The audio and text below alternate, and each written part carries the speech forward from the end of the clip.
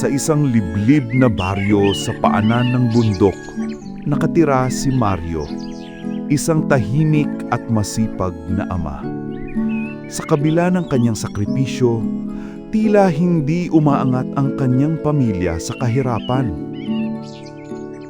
Sa bawat umagang dumarating, ang una niyang maririnig ay ang alingawngaw ng kawayan ng kanilang lumang bahay, paalala ng kanilang hirap sa buhay.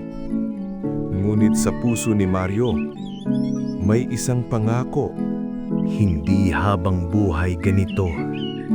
Hindi ko hahayaang mamana ang hirap sa mga anak ko.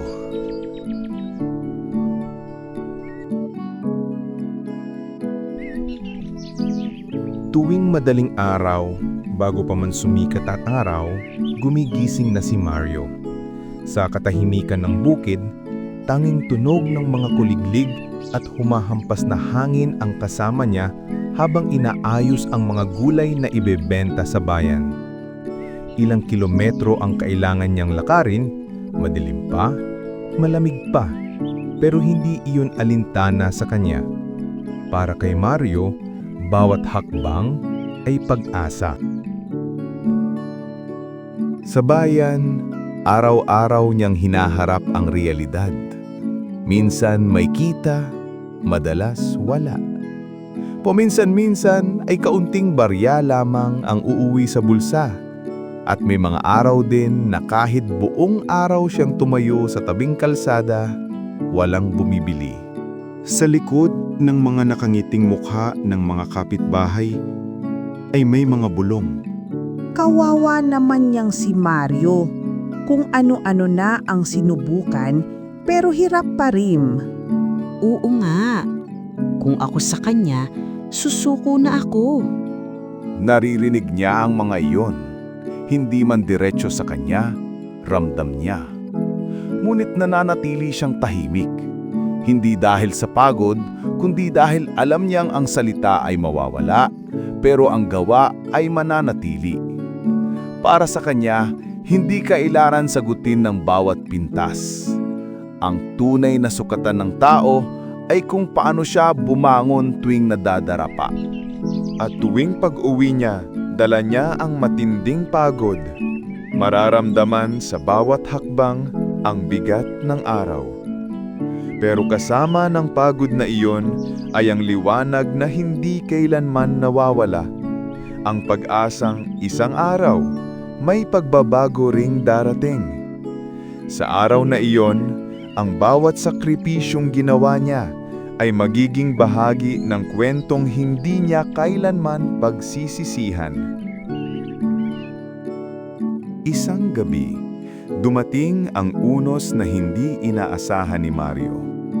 Sa bawat hampas ng hangin at bagsak ng ulan, tila dahan-dahang ginigiba ang munting mundong ilang taon niyang hinubog. Ang dating tahimik na taniman ay naging rumaragas ang ilog ng putik. Walang awa, walang pinatawad. Pagdating niya kinabukasan, nanlumo siya sa kanyang nakita. Ang mga gulay na buong linggong inalagaan, ang inaasahang pangkabuhayan ay nakalubog sa tubig at wasak na. Wala na ang mga dahong dating luntian. Wala na ang pangarap na sana'y magbibigay ng kaunting ginhawa. Naupo si Mario sa ilalim ng matandang punong mangga, ang tanging saksi sa lahat ng hirap niyang pinagdaanan. Basang-basa ang kanyang damit, naminginig ang kanyang mga kamay. Hindi niya alam kung ang ginaw ba o ang bigat ng sitwasyon ang nagtapayanig sa kanyang dibdib. Mahina niyang nasambit. Halos walang lakas ang boses. Panginoon, hanggang kailan ako susubok? Parang sumabay ang langit sa kanyang pagdadalamhati. Ang mga patak ng ulan ay hindi na lamang simpleng tubig.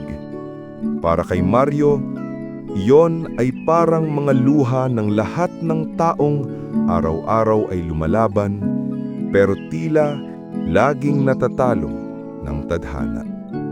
At sa puntong iyon, habang nakaupo sa putikan, ramdam niya ang bigat ng mundong pilit niyang binubuhat. Ngunit sa kabila ng lahat, may maliit na apoy sa kanyang dibdib na ayaw mamatay. Ang pag-asang kahit gaano kabigat, may dahilan kung bakit kailangan niyang magpatuloy.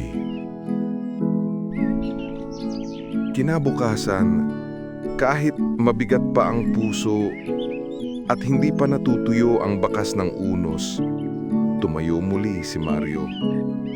Ang pataniman niya ay putik pa rin, tila sugatan. Ngunit siya, kahit pagod, kahit nanghihina, ay hindi piniling bumagsak. Imbes na umupot umangal, kinuha niya ang lumang araro at nagsimulang linisin ng lupa. Bawat hakbang ay mabigat, bawat pagbungkal ay masakit sa likod, ngunit hindi niya hinayaan ang sarili na lamunin ng panghihina. Dahil para kay Mario, ang pagsuko ay mas masakit kaysa sa pagod.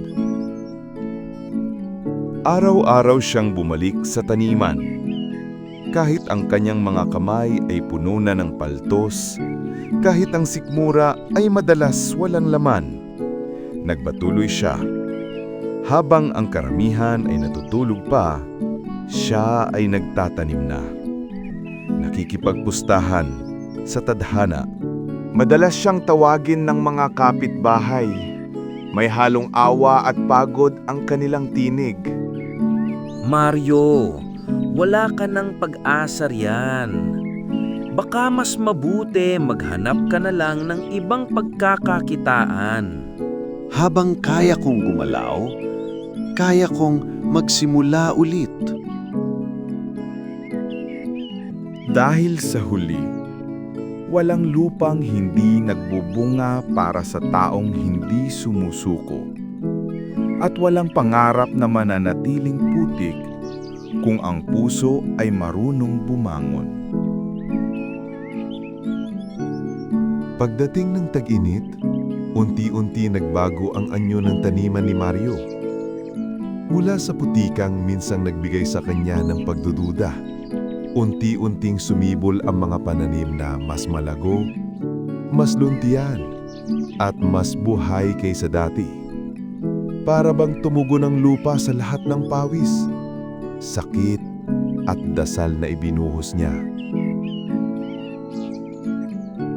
Sa bawat pagdaan ng araw, mas dumadami ang bumibisita sa kanyang taniman. Mula sa mga batang tumatakbo sa gilid ng bukid hanggang sa mga matatandang nagtataka kung paano muling nabuhay ang lupang halos iwanan ng lahat. Lahat ay napapatingin. Hindi nagtagal, naging usap-usapan si Mario sa buong baryo.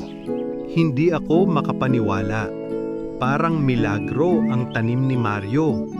Bulong ng isa. Dati, akala ko tapos na siya. Pero ngayon, aba, nangingibabaw pa. Sagot naman ng isa pa. Isang kapitbahay ang lumapit habang siya'y nag-aani. Mario, anong sikreto mo? Walang sikreto, kaibigan. Tiyaga, dasal, at hindi pagsuko. Yan lang ang meron ako. Napangiti siya at marahang pinunasan ng pawis na dumaloy mula sa kanyang noo. Sa likod ng kanyang pagod ay may nakatagong saya na hindi niya maipaliwanag. At tila patunay ng kanyang pagsusumikap, kumita si Mario ng higit pa sa inaasahan. Nabili niya ang mga kagamitang matagal na niyang pinapangarap. Bagong araro, matibayan na sako, at kahit papaano'y mas maayos na pagkain sa hapag-kainan. unti-unting gumaan ang kanilang buhay. Hindi man marangya, pero sapat para maramdaman niyang lahat ng pinaghirapan ay hindi nasayang. At sa bawat ngiti niya, ramdam ang taimtim na pasasalamat sa Diyos, sa lupa, at sa sarili niyang hindi sumuko. Isang gabi, habang nakatingin sa kanyang lumang bahay, pinipintahan ng gintong sikat ng buwan, napangiti si Mario. Napagtanto niya, ang hirap pala, hindi para pahirapan ka, kundi para patatagin ka, turuan ka, ihanda ka para sa mas magandang bukas. Sa bawat pagod, may kaakibat na bunga. Sa bawat luha, may katapat na pagbangon. Sa bawat pagkadapa, may nakalaan na pagkakataong tumayo muli.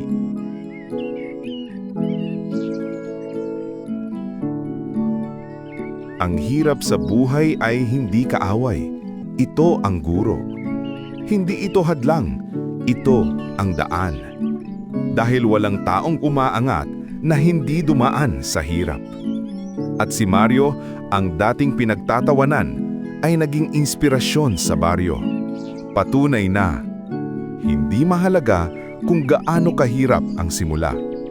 Mahalaga kung gaano katibay ang puso sa gitna ng pagsubok.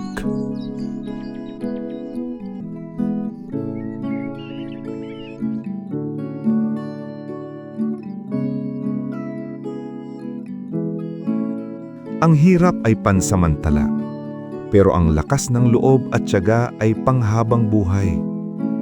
Kapag hindi ka sumuko, ikaw mismo ang gagawa ng sarili mong ginhawa.